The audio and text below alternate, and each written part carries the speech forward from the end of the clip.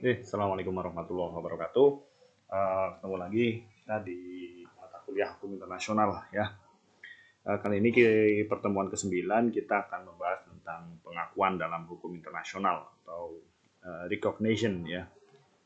Kenapa pengakuan ini penting ya? Karena dalam konvensi Montevideo ya ada 4 syarat tentang pengakuan tentang berdirinya negara ya. Yang pertama ada teritorial ya, punya teritorial ya. Kita akan bahas di minggu depan tentang kedaulatan teritorial, batas-batas negara dan seterusnya. Kemudian memiliki penduduk, memiliki pemerintah yang sah, dan ada pengakuan dari negara lain. Nah, kemudian di sini pengakuan cukup penting ya, karena ada dalam bisa jadi pengakuan itu merupakan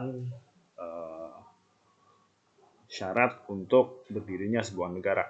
Oke, bahwa satu negara punya teritorial, punya penduduk, punya pemerintah yang sah, tetapi mereka tidak diakui oleh negara lain ya, tidak diakui oleh negara lain ya. Dalam hal ini negara sebagai sebuah masyarakat internasional dia tidak legitimate ya, karena tidak diakui. Apakah karena perolehan kekuasaannya itu dilakukan dengan cara yang tidak sah, dilakukan dengan cara melakukan pembantaian, dilakukan dengan cara-cara yang lain yang mungkin oleh masyarakat internasional tidak diterima. Maka dari itu konsekuensinya ketika sebuah negara, salah satunya ya, ketika suatu negara itu tidak memiliki pengakuan, ya salah satunya dia tidak legitimate sebagai sebuah masyarakat internasional. Ya, dalam hal ini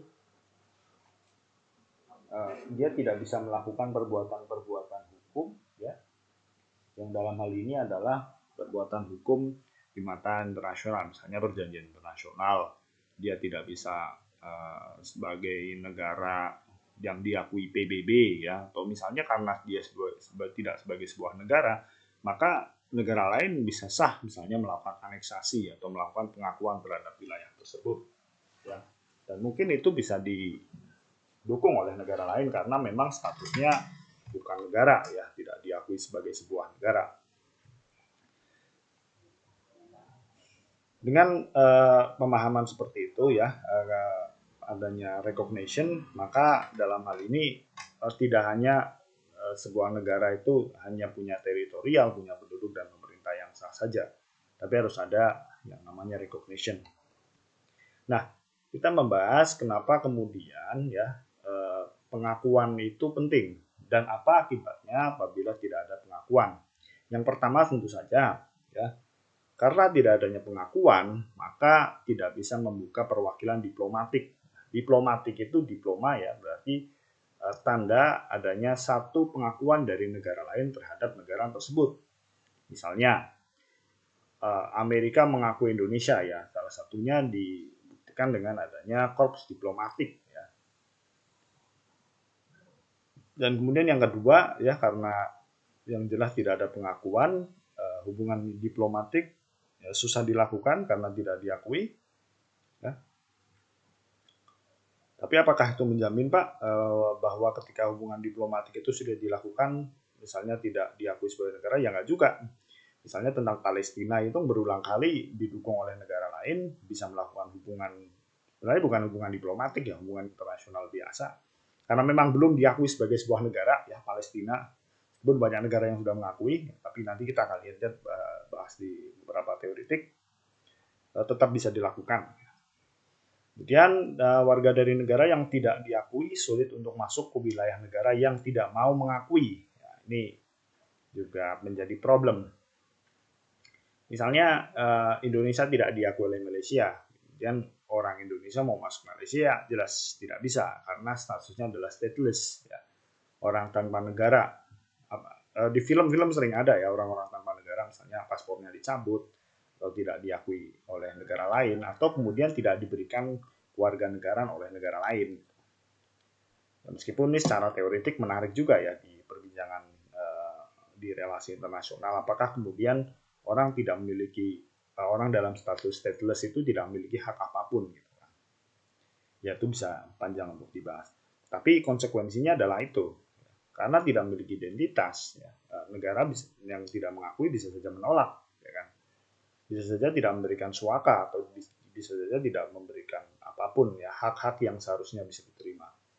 Dan yang keempat, kalau tidak ada pengakuan, ya, warga dari negara yang tidak diakui tidak dapat mengajukan tuntutan di depan Pengadilan Nasional Negara yang tidak mau mengakui. Ya misalnya Anda masuk, ya bisa masuk di Malaysia, ya misalnya tadi dalam kasus ini Malaysia tidak mengakui Indonesia, keberadaan entitasnya, ya maksudnya dalam hal ini entitasnya, maka Anda tidak bisa mengajukan tuntutan karena memang tidak ada asas hukum yang melindungi stateless, ya. Sejauh ini yang saya tahu, ya, kalau Anda bisa tahu, ya, tentang kedudukan seorang stateless, bagaimana hak-hak dia di dalam pengadilan, apakah bisa dilindungi. Misalnya dia di Indonesia, dia kemudian dilakukan ada apa namanya, ada perbuatan hukum yang merugikan dia. Kemudian karena secara hukum internasional tidak dapat mengajukan tuntutan, ya tidak bisa. Nah, yang dimaksud di sini recognition adalah recognition terhadap bentuk negaranya, ya. Nanti ada bentuk recognition lain, misalnya recognition terhadap pemerintahannya. Nah, bedanya pengakuan terhadap negara dan pemerintahannya adalah kalau pengakuan terhadap negara, maka ada akibat-akibat hukum, dalam hal ini adalah hukum internasional yang berlaku, ya. Dalam hal ini negaranya eksis, ada, ya. Misalnya pengakuan terhadap Indonesia, Indonesianya ada. Nah, tapi kalau pemerintahan itu adalah pemerintahannya, ya. Misalnya Amerika tidak mengakui SBY sebagai presiden Indonesia. Nah, itu nanti konsekuensinya lain. Tetapi sebagai sebuah negara, ya, pengakuannya itu tetap eksis, ya, tetap ada. Nah, ada beberapa teori, ya. Sebelumnya ada jenis pengakuan, ya, ada pengakuan secara resmi dan pengakuan secara tidak resmi. Nah, pengakuan secara resmi ini pengakuan secara lewat surat resmi, ya, tentu saja diumumkan di hadapan banyak orang, ya. Misalnya dalam hal ini Inggris mengakui Burma, ya, sebagai sebuah negara, ya. Misalnya Inggris kemudian melakukan pengakuan misalnya lewat public statement, ya, seperti yang saya katakan tadi, lewat nota diplomat, maupun berbagai perjanjian bilateral yang ada konsekuensi hak dan kewajiban yang harus dilaksanakan dua negara. Itu pengakuan resmi. Nah, yang banyak itu adalah pengakuan tidak resmi. Biasanya pengakuan tidak resmi ini berhubungan dengan langgam politik dari satu negara, ya. Jadi misalnya nih, India mengakui Bangladesh sebagai sebuah negara yang pada saat itu ada sengketa wilayah dengan Pakistan. Ya, jadi untuk untuk membagi kekuasaan, saya lupa, ya, pendirinya Bangladesh itu siapa. Ada lah. Jadi kan dulu Inggris, Pakistan dan India kan perang, ya, sampai sekarang masih ada ketegangan secara internasional. Nah, dulu Inggris itu India itu membuat semacam proksi, ya. Membuat proksi mengakui negara Bangladesh, ya, dalam hal ini Bangladesh, ya, karena diakui oleh India, ya, dalam hal ini secara tidak langsung dia mengalahkan memusuhi Pakistan, ya. Dalam hal ini konflik di Asia Selatan memang seperti itu. Atau yang paling gampang itu Israel, ya. Paling gampang Israel yang diakui oleh Amerika 4 jam setelah pengakuan berdirinya negara Israel. Ya. Jadi pengakuannya itu lebih banyak kepada kesamaan kepentingannya saja. Pengakuan kepentingannya. Nah, untuk dewasa ini mungkin pendirian negara untuk recognition udah nggak begitu banyak, ya.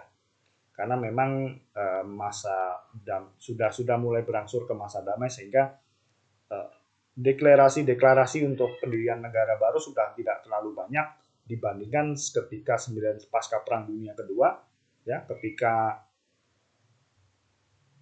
semangat anti kolonialisme dan sovereignty itu kemudian menguat, ya, sehingga tumbuh negara-negara baru, ya. Dalam hal ini ada beberapa banyak tarik ulur antara negara besar dengan negara negara kecil tersebut ya, misalnya Indonesia saja, yang menginginkan kemerdekaan tetapi ditahan oleh Belanda. Itu kan masih pasca Perang Dunia ya, masih negara-negara masih menginginkan, negara-negara gede itu masih menginginkan wilayah. Tapi dalam satu sisi ada PBB yang salah satu keinginannya adalah menginginkan tidak adanya kolonialisme lagi ya, decolonialization, dia menginginkan hal seperti itu, sehingga dalam hal ini banyak negara-negara yang lepas ya dan menyatakan kemerdekaannya sendiri, atau yang seperti saya katakan tadi adalah self determination setiap negara. Nah, kemudian pengakuan ini ya, pengakuan secara tidak resmi yang saya katakan tadi sekarang lebih banyak kepada pemerintahannya gitu. Lebih pada pengakuan terhadap pemerintahannya, terutama ketika rezim pemerintah itu adalah rezim pemerintah boneka atau proksi dari satu negara. Ya. Misalnya dulu di Afghanistan ya, Afghanistan itu sempat tahun 80-an itu kan dia di proksi itu jadi negara boneka ya. Jadi dia adalah negara bonekanya Soviet atau Soviet, Uni Soviet atau sekarang Rusia. Nah, dulu itu ya presidennya namanya Babrak Karmal. Nah, Babrak Karmal ini dulu dikendalikan oleh Rusia. Jadi ketika orang-orang Taliban itu dan beberapa negara lain khawatir terhadap adanya ancaman komunisme di Timur Tengah, maka Amerika dalam hal ini yang punya kepentingan di Timur Tengah juga punya proksi juga. Gitu. Jadi dia punya negara boneka juga. Dan negara bonekanya ya satu dunia saya pikir udah tahu lah, Arab Saudi adalah proksinya Amerika. Dalam hal ini dia memberikan wilayahnya untuk pangkalan Amerika dan tentara Amerikanya yang perang gitu kan. Atau kadang dia cuma suplai senjata dan pelatihan-pelatihan saja ya, untuk para jihadis-jihadis, dan kemudian mereka melawan orang tentara komunis gitulah. Nah, kira-kira seperti itulah yang diakui, recognition-nya lebih kepada pemerintahan alih-alih daripada mengakui negara. Karena untuk contoh dewasa ini saya pikir udah nggak terlalu banyak ya, karena musimnya udah nggak musim lagi gitu. Untuk dewasa ini 10 tahun belakangan udah nggak musim lagi, kecuali konflik Palestina dan Israel. Saya pikir itu konflik yang udah 50 tahun lebih ya. Nanti kita juga bahas tentang Israel. Nah, teori pengakuan terhadap negara baru ada 3 ya, yaitu teori deklaratif, teori konstitutif, dan teori pengakuan kolektif. Untuk teori deklaratif sendiri, teori ini digagas oleh Jelinek ya, ada pakar hukum internasional Cavalieri dan Straub. Teori deklaratif itu mereka menganggap bahwasannya pengakuan itu bukan syarat utamanya adanya entitas negara. Jadi mereka menganggap bahwasannya pengakuan itu nggak penting. Bagi mereka syarat utama dari keberadaan negara ya bukan pengakuan, tapi kemampuan melakukan kontrol terhadap wilayahnya. Misalnya ini ya, jadi syarat berdirinya negara bagi orang yang berpikir teori deklaratif adalah ini, gitu.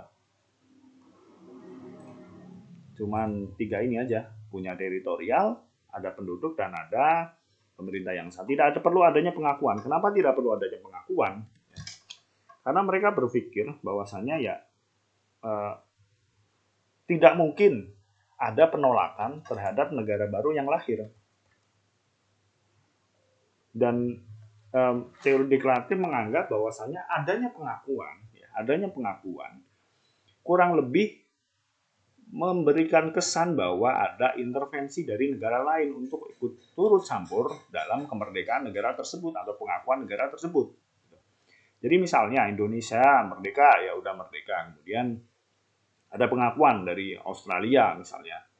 Nah, bagi orang deklaratif menganggap sebenarnya Indonesia merdeka ya merdeka aja gitu. Yang penting kamu legitimate di mata rakyat, ya nggak harus ada pengakuan. Misalnya terlebih Australia kemudian para model-model deklaratif menganggap bahwasannya kalau Indonesia disepakati oleh Australia, berarti Australia ada kepentingan terhadap Indonesia. Padahal sebenarnya bukan bukan seperti itu, nanti akan dibantah di teori konstitutif. Jadi deklaratif menginginkan adanya itu. Ya. Dia legitimate sendiri, sovereignty-nya adalah mereka muncul dari diri mereka sendiri. Apakah pernah ada, Pak? Pernah. Ya. Tetapi gagal. Ya. Teori deklaratif ini gagal ketika kalau nggak salah kasus Rhodesia. Ya. Rhodesia itu dulu sempat menyatakan kemerdekaan ya tahun 65 di bawah orang pimpinan orang kulit putih ya untuk melepaskan dari kekuasaan Inggris. Tetapi PBB menyatakan itu ilegal ya karena melanggar prinsip-prinsip hukum internasional dan ada ada kesan rasialis dan ada kesan rasialis terhadap Inggris ya. Karena Rhodesia itu kan di Afrika dan kemudian masih beberapa wilayah dan orang kulit putih itu merasa jijik terhadap orang kulit hitam. Jadi karena ada nilai-nilai rasialis yang muncul, maka PBB melarang Rhodesia hadir dan kemudian sekarang jadi negara yang terkenal yang biasanya Indonesia sering ngutip yaitu Zimbabwe. Jadi Zimbabwe dulu itu Rhodesia. Ya Zimbabwe baru ada tahun 80-an. Itu teori deklaratif, jadi dia menganggap bahwa saya nggak butuh pengakuan, saya cuma ayo kita deklarasi aja, kita bikin negara ya, misalnya kumpul-kumpul nih, kalian kumpul-kumpul ada 100.000 orang, oke kita buat negara nih, negara Kudus misalnya seperti itu, oke itu menurut teori deklaratif itu udah benar ya, yang penting ada wilayahnya batas-batasnya jelas, orang-orangnya masyarakatnya ada dan ada pemerintahan dan pemerintahnya diakui, nah, teori deklaratif seperti itu. Nah, yang penting itu saja. Jadi nggak perlu ada pengakuan-pengakuan karena syarat adanya pengakuan itu baru setelah 1930-an setelah ada konvensi Montevideo, beberapa negara hadir bikin konvensi, bikin kesepakatan, ayo ini bikin negara nih seperti ini loh syaratnya. Nah, syaratnya adalah bikin pengakuan. Kemudian ada teori konstitutif ya. Teori konstitutif ini berkembang abad 19 kalau deklaratif 20-an lah. Jadi baru ya, lebih dulu konstitutif. Nah, topik konstitutif ini digagas tokoh positivisme hukum. Kalian pasti kenal Hans Kelsen, Lauterbach, dan Fedros. Nah, berbeda dengan para teoritis deklaratif ya, teori konstitutif menganggap bahwasanya pengakuan itu penting. Bahkan itu adalah prasyarat pembentukan negara. Ya. Bayangkan bahwasannya satu negara itu hidup mandiri ya dari negara lain itu untuk dewasa ini itu hampir tidak mungkin ya. Itu hampir tidak mungkin bagaimana satu negara berbuat sendiri gitu ya, hidup sendiri tanpa adanya negara lain. Pasti ada model saling membutuhkan. Ada komplementer antara negara satu dengan negara lain. Maka dalam hal ini pengakuan menjadi hal yang penting. Cuman syaratnya, kesulitannya adalah begini, tidak ada ya.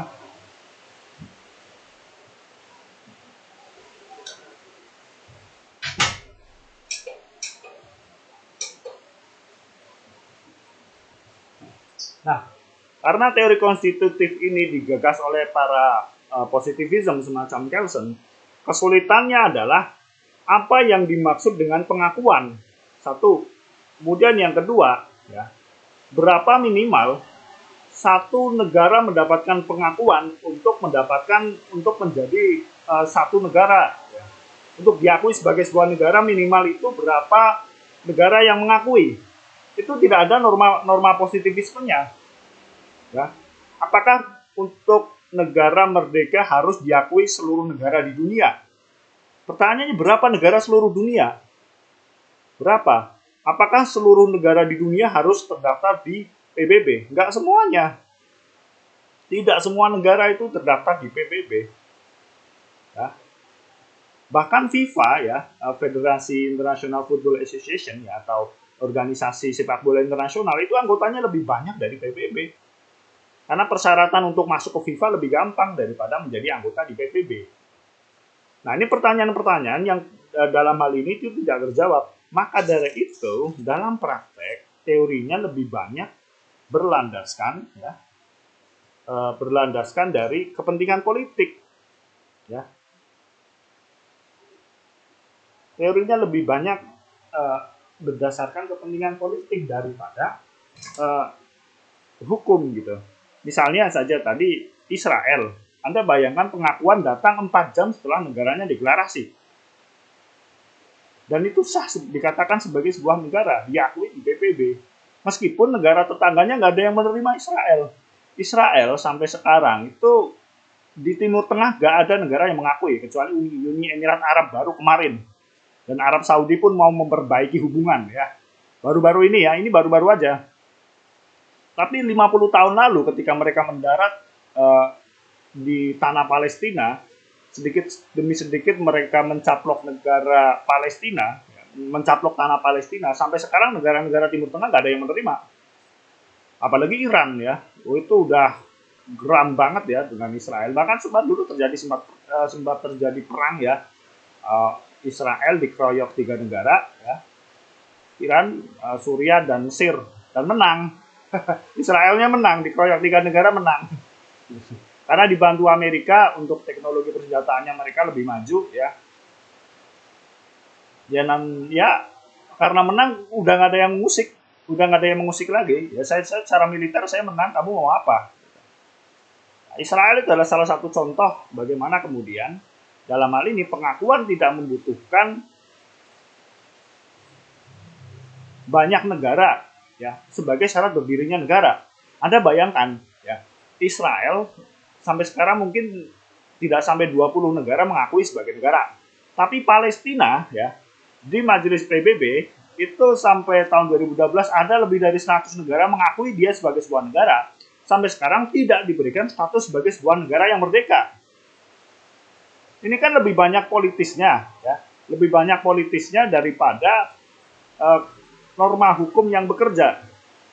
Ya, makanya dari awal saya katakan hukum internasional ini susah untuk kemudian ya kalau dilihat secara makro ya, susah untuk dilihat secara positivisme murni gitu. Ya lebih banyak kerja-kerja politiknya yang bekerja gitu. Dalam hal ini ya ada banyak kaitannya dengan politikan. Nah, ini adalah yang saya katakan masalah yang timbul adalah ini juga ada pengakuan dari satu negara, namun di saat yang bersama negara lain tidak mengakui. Nah, itu bagaimana? Nah, rumit lagi. Contoh paling gampang mana? Indonesia. Indonesia itu ya dulu ketika merdeka, salah satu negara yang mengakui kemerdekaannya adalah Mesir. Ya, kalau Palestina belum, karena Palestina belum legitimate sebagai sebuah state. Adalah Mesir. Waktu itu Mesir siapa ya? 45 itu belum Gamal Abdul Nasser kalau nggak salah. Belum kayak udah Gamal atau belum sih saya nggak tahu ya. Kalau nggak salah Gamal Abdul Nasser ya presiden pertama. Tapi udah ketika Indonesia pertama merdeka udah Gamal atau belum saya nggak tahu ya. Tapi kira-kira kayaknya Gamal. Nah kalau Gamal itu memang satu pemikiran sama dengan Soekarno modelnya.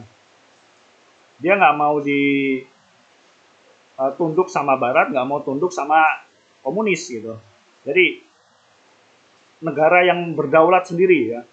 Dengan Gamal kan sempat membuat konferensi Asia Afrika ya di tahun 55 di Bandung. Nah di saat itulah Mesir menjadi salah satu negara yang mengakui kemerdekaan Indonesia. Nah satu Mesir ya, bayangkan Mesir yang waktu itu juga baru lepas dari Inggris langsung mengakui Indonesia merdeka. Padahal Mesir bukan negara kuat. Nah Belanda yang waktu itu adalah grupnya sekutu ya adalah pemenang Perang Dunia Kedua, dia kemudian speak up gitu ya, speak up ke negara-negara lain. Ayo kamu jangan akui Indonesia sebagai sebuah negara. Jadi ada perjuangan diplomatik juga gitu. Jadi Anda jangan bayangkan pahlawan itu ya perang di lapangan ya. Perjuangan diplomatik juga nggak kalah keren. Ya Anda misalnya bayangkan seorang Haji Agus Salim itu dulu karena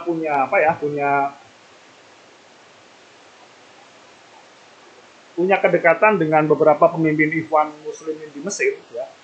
Jadi Agus Salim ini kemudian pidato di hadapan para buruh-buruh di terusan Suez ya, yang kemarin macet, ada kapal yang nggak bisa atret itu, dia pidato di hadapan para buruh dan dia bilang, ini ada saudara-saudara Muslim kamu yang di Indonesia ini sedang baru merdeka.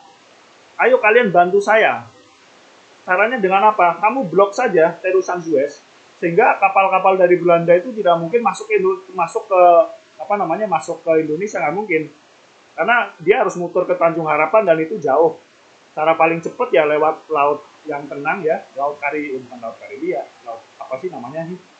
Ya, di bawah Spanyol itu lewat Mesir, lewat terusan Suez. Kamu hadang itu aja.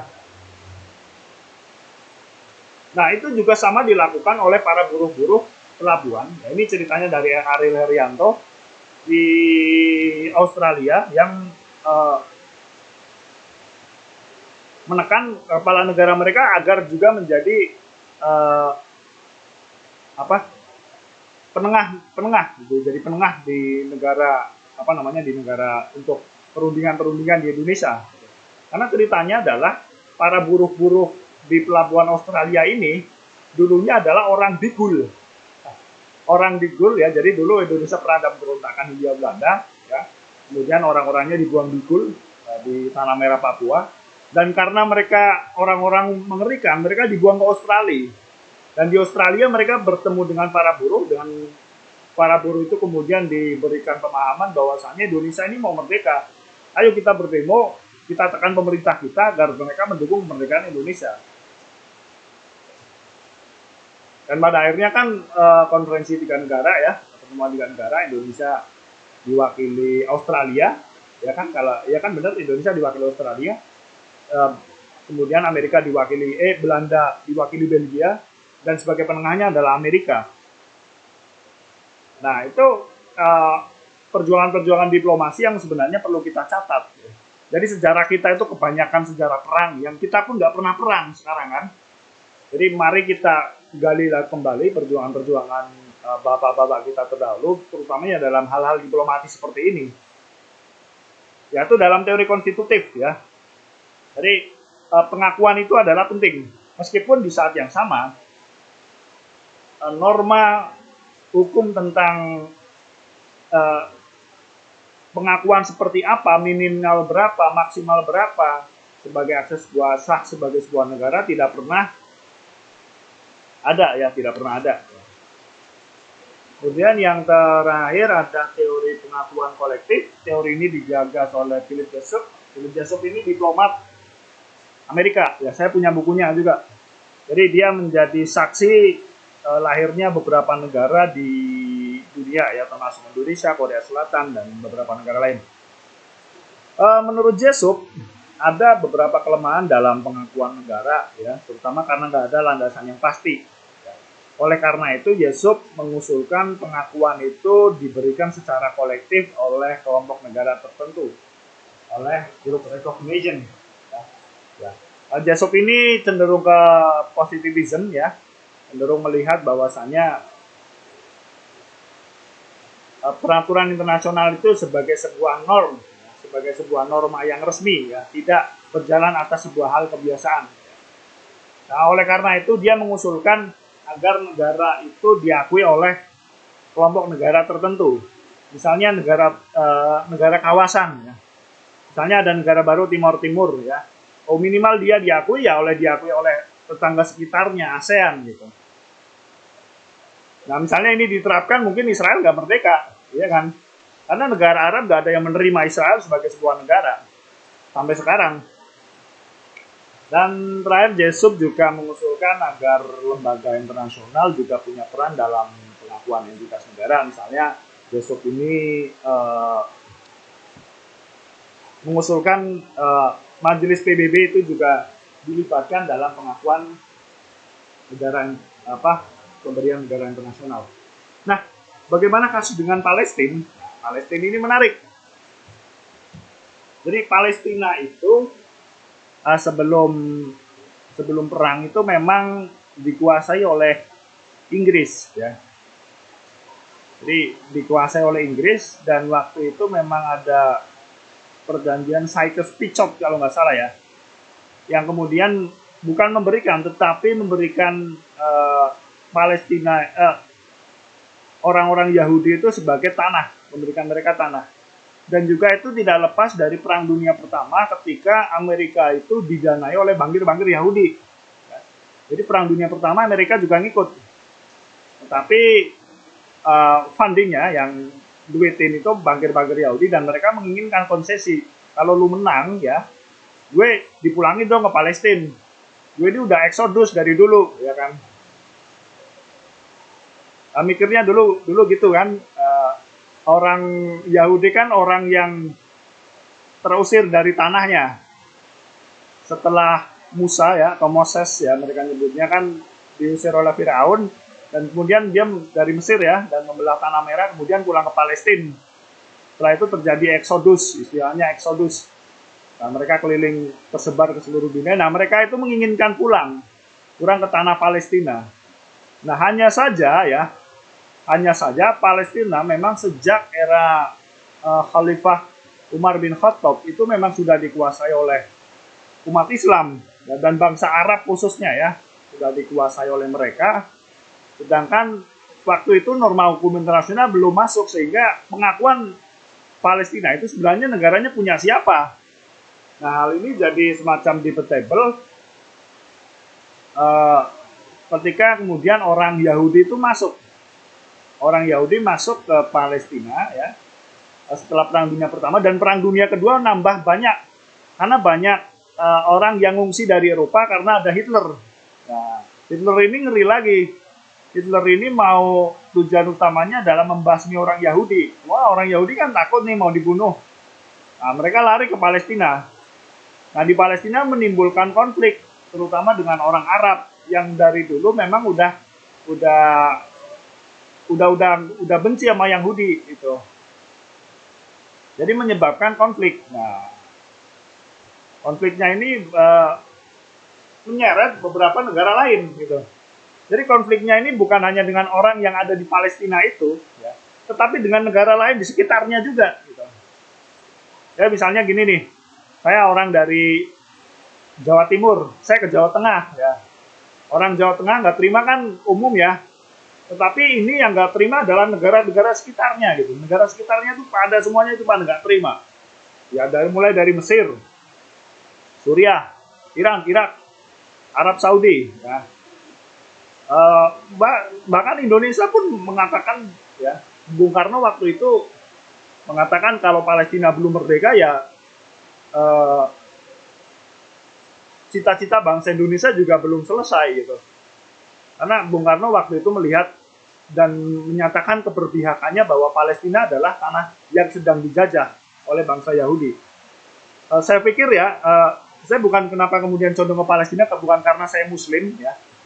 Tapi karena masalah Palestina itu benar-benar masalah dunia internasional secara umum, ya.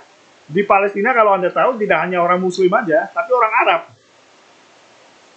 Dan orang Arab tidak hanya orang Islam, orang Nasrani yang Arab pun ada kan, Kristen Koptik ya, di Mesir.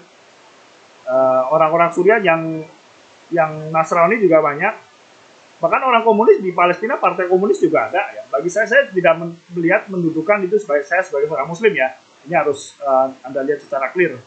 Ya, tetapi memang kita melihat secara objektif bahwa Palestina sejak dulu ya memang dijadikan tanah jajahan oleh Yahudi. Dan Bung Karno pun secara tegas bilang bahwasanya Palestina itu adalah saudara kita. Dan sampai sekarang kita bisa melihat ikatan emosional orang Indonesia terhadap Palestina itu sangat tinggi. Apapun jenis sukunya, ya, apapun agamanya, kalau udah Palestina ya berarti udah ya itulah bangsa kita. Jadi keadaan sama terjajahnya itu memberikan orang itu untuk bersolidaritas. Gitu. Sampai sekarang saya lihat, misalnya dalam sepak bola lah, Piala ASEAN kita kan tahun 2016 kan dikalahkan Palestina ya di 16 besar. Kalau Anda tahu itu kan Palestina nggak punya supporter tuh. Supporternya itu orang Indonesia. Anda lihat di olahraga ya. Anda lihat di olahraga Bisa sepak bola ya, Anda lihat sepak bola aja deh. Palestina tanding sama Indonesia, yang dukung Palestina juga banyak, yang dukung orang Indonesia gitu. Jadi itu bisa menjadi apa ya, sampel ya bahwasanya pengakuan terhadap Palestina meskipun secara de jure memang belum ada, tapi secara de facto kita udah lama mengakuin gitu. Atau gini deh, terakhir Anda lihat Asian Game terakhir yang kemarin yang 2019 itu kan ada defile ya, apa semacam pengenalan orang-orang apa negara peserta yang tanding gitu kan. Nah, saya agak emosional ketika nama Palestina itu disebut. Mereka berjalan dan seluruh stadion yang waktu itu terdiri dari semua bangsa ya, terutama Asia itu mereka sangat menyuraki gitu. Sangat mendukung. Anda lihat aja rekamannya. Itu kan menandakan bahwasanya ikatan Indonesia dengan Palestina cukup tinggi ya, cukup dekat secara emosional. Secara emosional. Ya tetapi sekali lagi itu menjadi salah satu presiden buruk ya dalam penegakan hukum internasional, jujur aja. Gitu. Nah, Palestina itu sempat dulu dibela oleh negara-negara Arab, ya, karena memang Palestina bukan negara yang kuat atau bukan komunitas sosial yang kuat. Mereka dibela oleh negara dan bahkan sampai melakukan proses perang ya. Deklarasi perang juga sempat dilakukan oleh beberapa negara Arab, khususnya Iran, Suriah, dan Mesir ya. Jadi Mesir waktu itu dipimpin Anwar Sadat, Suriah itu bapaknya Bashar al-Assad sekarang, Hafiz al-Assad, dan Iran siapa ya? Dan kalah mereka oleh Israel karena memang Israel didukung secara persenjataan oleh Amerika. Dan negara Arab juga didukung oleh Arab Saudi yang waktu itu rajanya namanya Raja Faisal ya, bukan saya ya. Tapi memang beneran namanya Raja Faisal. Anda lihat aja di itu. Dia sangat benci orang Yahudi gitu. Dia sangat mencintai Palestina dan dia mau keluarin biaya. Dia mau ngeluarin biaya untuk perang di negara-negara tersebut dan dia menahan minyak untuk tidak keluar di pasar internasional. Sehingga minyak jadi langka. Waktu itu ya di tahun 80-an kan ada oil booming ya istilahnya ya. Jadi industri-industri itu kan kebutuhan utamanya kan minyak untuk menggerakkan mesin. Nah, produsen minyak terbesar waktu itu adalah Arab Saudi dengan perusahaannya namanya Aramco. Istilah ya gabungan Arab Amerika Company lah. Nah, Raja Faisal ini kemudian dia menahan untuk minyak itu tidak dijual ke negara barat. Dengan syarat ya agar negara barat itu tertekan. Ya, agar negara barat itu tertekan sehingga mereka mikir ulang kalau mau dukung Israel. Nah, itu ada untungnya buat Indonesia loh kalau Anda pikir lah. Perang Israel itu ya, itu kan mulainya 67 ya. Setelah 67 mereka mulai, Indonesia itu baru punya Pertamina. Jadi ketika minyak di dunia langka, Indonesia itu malah kaya karena mereka jadi produsen minyak ya. Jadi Arab Saudi itu pedagang gede. Nah, ketika pedagang gede itu sengaja nggak mengeluarkan minyaknya, maka kan konsumen larinya ke siapapun yang penting punya minyak. Indonesia waktu itu juga punya cadangan minyak, ya. Jadi konsumennya juga lari ke Indonesia. Jadi Indonesia jadi kaya waktu itu. Cukup kaya waktu itu Indonesia punya Pertamina awal, ya langsung dapat istilahnya langsung dapat tender gede gitulah. Banyak negara-negara masuk ke Indonesia kan Pertamina banyak kaya ya. Dan Pertamina dikorupsi. Yang korupsi namanya Ibnu Sutowo. Nah, Ibnu Sutowo itu kakeknya Indra Sutowo. Nah, Indra Sutowo itu sekarang suaminya Dian Sastro ya. Jadi memang ada keterkaitan gitu. Dan itu kaya sekali. Ibnu Sutowo itu sampai menjadi orang yang untouchable ya di pemerintahan Orde Baru. Soeharto pun nggak berani nyentuh gitu ya karena duitnya banyak banget. Dia kepala Pertamina, dapat oil booming seperti itu, dia dapat ya rezeki anak soleh banget lah. Nah, kita kembali ke Palestina. Nah, Palestina kemudian ketika itu secara teritorial terus dicaplok karena negara-negara lain kalah. Bahkan ada yang berdamai. Mesir itu ketika kalah perang, ya, setelah itu presidennya namanya Anwar Sadat. Nah, Anwar Sadat itu kemudian dia ke Palestina, ya, maksudnya dia presiden Mesir. Sebelumnya dia nyatakan perang terhadap Israel, kemudian dia ke Israel buat deklarasi damai. Ya, perjanjian apa ya namanya ya? Saya nggak lupa itu. Ada perjanjiannya terkenal kok. Nah, intinya perjanjiannya itu adalah salah satunya adalah memberikan akses terhadap Gaza, ya, terhadap apa namanya terhadap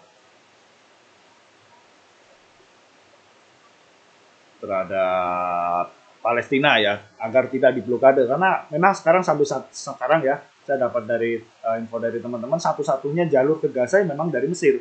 Itu salah satu uh, Anwar Sadat ya. Dan Anwar Sadat ini gara-gara dia berdamai dengan Israel, dia itu dianggap mengkhianati perjuangan bangsa-bangsa Arab. Sehingga Anwar Sadat itu tembak mati. Ya, jadi dia lagi kayak Presiden Kennedy lah. Ya, jadi waktu naik mobil gitu kan dia say hello ke pendukungnya, dia ditembak mati oleh jihadis. Karena dia dianggap berkhianat. Dan Mesir pun dikeluarkan dari Liga Arab. Karena waktu itu solidaritas negara Arab adalah untuk Palestina, ya, agar mereka itu tidak berkhianat ya, tidak berkhianat terhadap perjuangan bangsa Arab. Nah, kesadaran untuk memerdekakan diri itu juga sempat ada di Palestina ya. Tetapi ada dua macam model perjuangan ya, ada PLO ya, ada Hamas. Nah, kalau Hamas itu lebih lama lagi. Nah, nggak saya tulis di sini biar teman-teman cari sendiri ya. Jadi PLO itu singkatannya Palestine Liberation Organization atau Palestina, Organisasi Pembebasan Palestina, yang didirikan oleh saya ingat nama teman-teman, namanya kayak teman saya.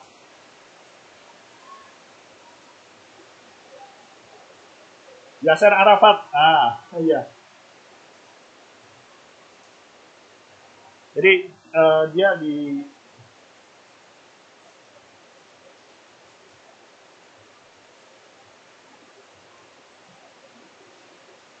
apa?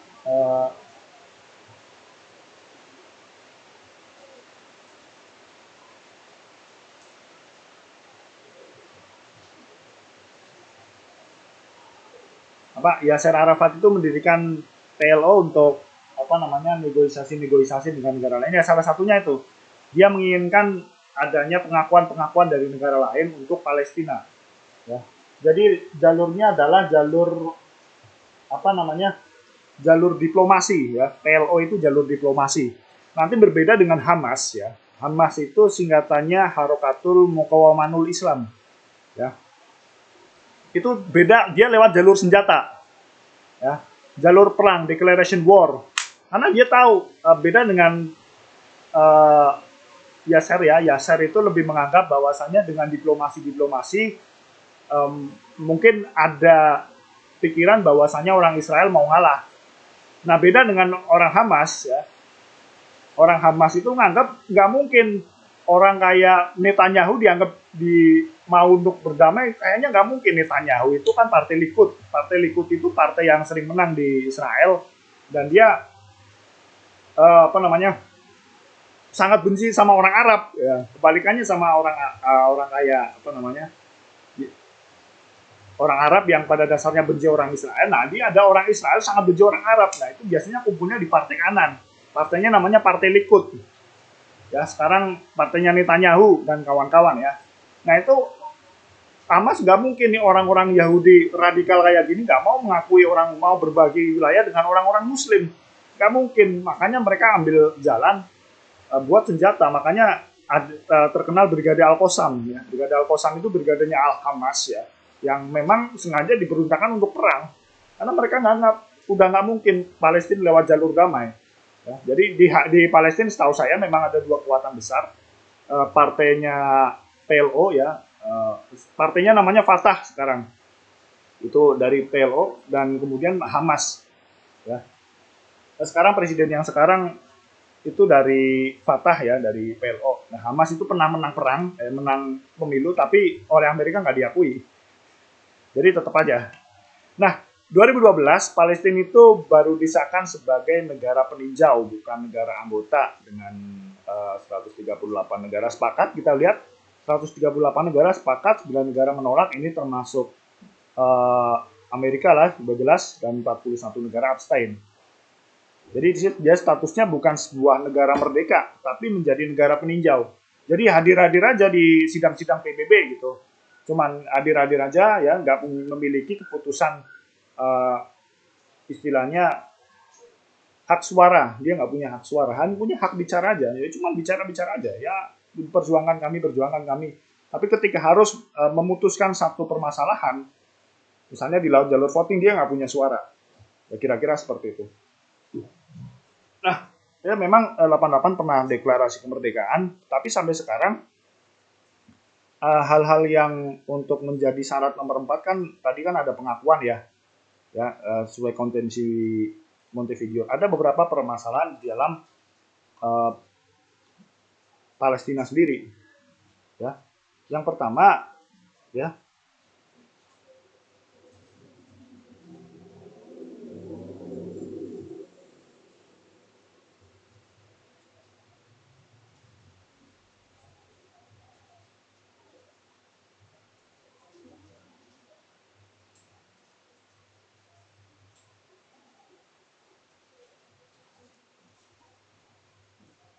Maaf, ada masalah.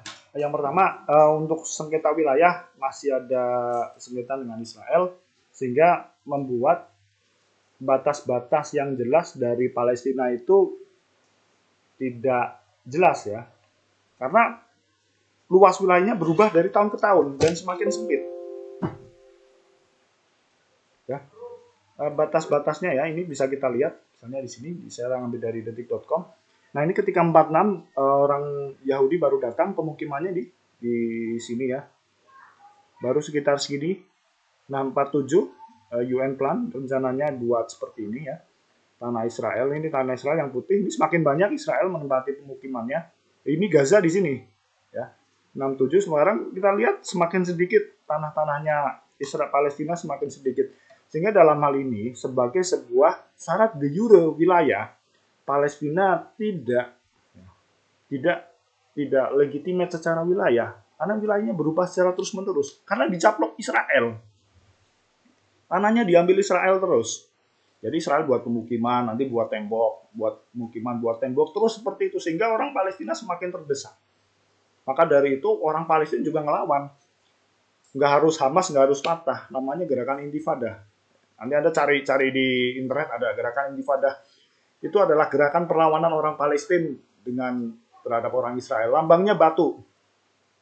Lambangnya orang lempar batu. Karena memang orang Palestina sipil memang nggak punya senjata. Ya udah kita melawan aja. Lawannya pakai apa? Pakai batu. Bahkan yang foto menang puzzle, foto menang penghargaan itu kan ada orang Intifada, dia duduk di kursi roda, dia ngelempar batu gitu. Cari aja, ada foto ikoniknya tentang Intifada. Jadi, berarti dalam orang Palestina mungkin DNA mereka adalah DNA untuk bagaimana mereka lepas dari Israel. Dan dukungannya saya pikir bukan hanya dari negara-negara kayak kita aja yang pernah terjajah. Orang-orang Irlandia itu juga pernah melakukan dukungan terhadap orang Israel. Supporternya Glasgow Celtic ya.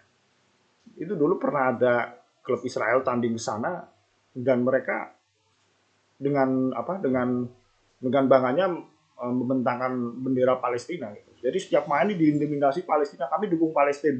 Nah, setelah itu supporternya disanksi oleh UEFA karena nggak boleh bawa politik ke stadion, itu nggak boleh. Nah, itu yang pertama, wilayahnya masih dalam sengketa dengan Israel. Kemudian yang kedua, penduduknya tidak utuh dan non permanen karena memang banyak penduduk ya. Jadi ini sebenarnya juga bukan merupakan syarat formilnya seperti syarat materialnya harus penduduk satu negara itu seperti apa juga sebenarnya nggak ada gitu.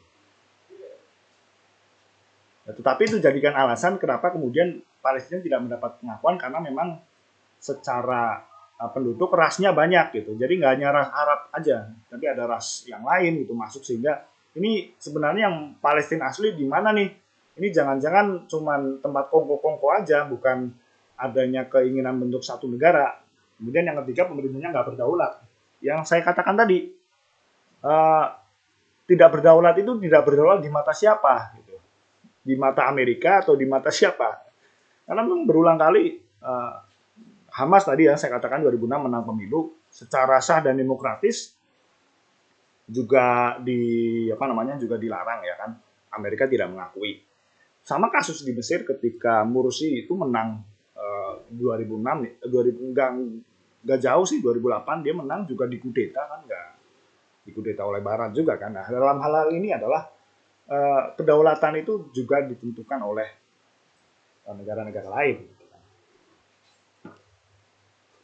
Nah, itu tentang Palestina ya bagi saya. Kapan-kapan kita bisa, nah ini bisa kita lihat luas wilayahnya terus berubah dari masa-masa. Nah, kemudian yang terakhir ada pengakuan terhadap pemerintahan yang baru. Ya, jadi ini beda dengan pengakuan terhadap negara. Kalau pengakuan terhadap negara jelas tadi pengakuannya bisa lewat secara resmi maupun tidak resmi, dan itu pengakuan terhadap entitas negara, bukan pemerintahan. Jadi bedakan pengakuan terhadap state dan terhadap pemerintahannya, karena pemerintahannya sendiri. Pengakuan tidak adanya pengakuan terhadap pemerintahan tidak berarti negaranya kemudian hapus. Ya. Dan juga pengakuan terhadap satu negara belum tentu juga ada pengakuan terhadap pemerintahan. Meskipun sebenarnya tidak adanya pengakuan terhadap pemerintah itu tidak memiliki implikasi hukum apapun terhadap keberadaan satu negara. Nah, adanya pengakuan ini ada beberapa teori ya. Ada teori legitimasi de factoism, ada legitimasi konstitutif, dan ada teori Stimson dan teori Estrada. Yang paling banyak nanti teori Estrada saya jelaskan. Yang pertama adalah teori legitimasi. Menurut teori ini pengakuan itu hanya formalitas atau kesopanan aja dalam hubungan internasional, nggak berpengaruh apapun. Jadi misalnya Amerika mengakui Indonesia, ya sebenarnya nggak mengakui juga nggak masalah gitu. Ya, karena hanya semacam sopan santun saja atau hanya kepantasan, tidak ada implikasi hukum apapun ya apabila tidak mengakui. Ya, itu teori legitimasi. Kemudian teori de factoism itu yang menggagas adalah Thomas Jefferson. Ya, Thomas Jefferson ini presiden Amerika. Nah, menurut Jefferson ya teori de factoism ini adalah syarat pengakuan terhadap satu negara yang dalam hal ini terjadi kudeta. Ya. Jadi Jefferson ini melihat ada banyak kudeta di negara-negara kecil ya, dan kemudian dia melihat kalau pemerintahnya mau diakui ada syaratnya. Yang pertama harus bisa mengakui secara efektif organ-organ pemerintahan yang ada. Kemudian yang kedua dapat dukungan dari rakyat. Jadi kalau dua syarat itu tidak terpenuhi, ya maka pemerintahnya nggak diakui. Kemudian yang ketiga ada teori legitimasi konstitutif. Jadi ini kalau menurut teori ini adalah ketika terjadi pergantian pemerintah secara inkonstitusional, maka pengakuan lebih baik diberikan setelah pemerintahan baru mendapat legitimasi konstitusional dari hukum negaranya. Jadi teori ini pengakuan itu otomatis akan segera diberikan kalau secara sah dan konstitusional menurut hukumnya masing-masing. Kemudian yang keempat ada teori Stimson. Pengakuan ini sebenarnya pengakuan tidak perlu diberikan kalau ada pemerintahan yang ada dari kudeta. Jadi kudeta itu apapun bentuknya, menurut Stimson itu tidak perlu diberikan pengakuan karena dia itu tidak sah, ya. Karena dia melanggar pemerintahan, merebut secara tidak sah. Yang mana ada negara yang memberikan pengesahan secara kudeta.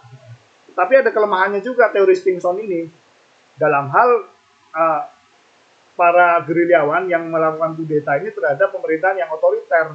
Kalau pemerintahnya tidak dikudeta, ya, maka ke depan akan ada hal-hal yang buruk yang terjadi gitu. Teori Stimson. Kemudian terakhir teori Estrada. Nah, teori Estrada ini teori yang melihat bahwasannya pengakuan itu sebaiknya tidak diberikan. Nah, ini berbeda ya dengan teori-teori yang lain. Teori Estrada ini beranggapan bahwasanya teori pengakuan itu dari negara lain itu pada dasarnya tidak perlu diberikan karena lebih banyak memberikan hal yang maborot ya, hal yang tidak bermanfaat. Misalnya dalam kasus ada dua negara A dan negara B ya. Negara B sedang ada dinamika politik ya, rakyatnya banyak yang melawan pemerintahannya. Nah, negara A ya kemudian memberikan sponsor atau memberikan dukungan baik material secara imaterial terhadap para oposisi di negara B untuk melakukan pemberontakan dengan syarat-syarat tertentu ya. Misalnya nanti negara A bisa mengakses sumber daya alam di negara B. Misalnya seperti itu. Ya, kalau hal ini terjadi, maka pengakuan tidak diberikan. Lebih baik tidak diberikan. Ya. Atau diberikan tetapi setelah menunggu semuanya itu selesai. Jadi ketika negara sedang dalam hal keruh ya, saya di Kamboja sekarang ya, sedang ada dalam perebutan kekuasaan, maka negara-negara itu lebih cenderung wait and see, ya, menunggu dan melihat dulu. Biarin dah orang ribut-ribut dulu dah. Nanti kita lihat tunggu siapa yang menang atau kira-kira siapa yang paling benar baru kita diberikan pengakuan terhadap pemerintahannya. Misalnya nih Aung San Suu Kyi lawan para militer, nanti dilihat dulu. Indonesia misalnya wait and see dulu lah, dilihat nanti siapa yang kira-kira paling benar penyelidikan internasionalnya seperti apa, terus kemudian dinamikanya seperti apa, baru bisa diberikan pengakuan. Nah, ini teori Estrada ini paling banyak digunakan ya oleh negara-negara ya untuk melihat keadaan satu negara pemerintahan yang baru. Ya. Dia menangnya lewat apa sih? Misalnya lewat pemilu. Pemilunya benar apa curang sih? Ya. Terus kemudian dia naiknya lewat apa sih? Ya, lewat kudeta atau enggak? Atau kemudian lewat melakukan pembunuhan terhadap pemimpin atau apa? Ya, ini nanti dilihat dulu. Ya, jadi teori Estrada kurang lebih adalah teori wait and see ya, wait and see ya, nunggu dulu dan baru kemudian melakukan banyak hal yang lain. Oke, itu dari saya ya. Kalau teman-teman mau nanya bisa di kolom komentar atau chat via WhatsApp. Oke, dari saya cukup. Wassalamualaikum warahmatullahi wabarakatuh.